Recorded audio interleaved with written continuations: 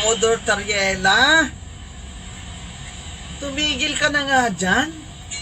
Hindi ka naman Secretary of Foreign Affairs. Ipautusan ka lang ni BBM ang iyong Commander-in-Chief. Inutos ba niya sa'yo na okray-okrayin mo lagi ang China? Tapos hindi mo naman kayang lumaban pag nilabanan ka dyan. Dadamay mo pa kami. Hindi na yung trabaho mo ang ginagawa mo eh. That's already the job of the Secretary of Foreign Affairs. You're already creating a diplomatic problem. Now the Secretary of Foreign Affairs has to fix it.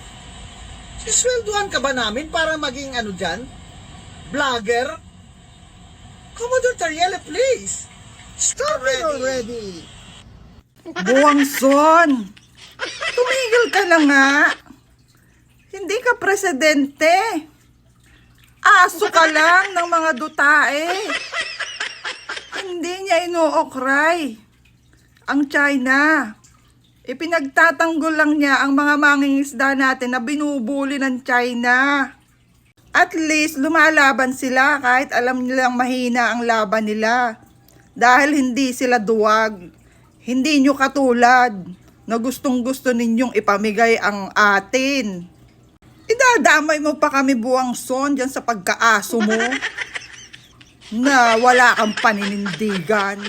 Bakit ang hindi mo atupagin yung kalighara mo? Bakit inuutusan mo si Tariela, hindi ka naman presidente? Huwag kang makialam sa trabaho ng Foreign Affairs at ni Tariela. May mga kani-kanila silang role. Kung trabaho ng Foreign Affairs ang pagkakasundo, ang trabaho ni Tariela, maghatid at maging transparent kung anong nangyayari sa West Philippine Sea. Buwangson, please! Stop! Stop it!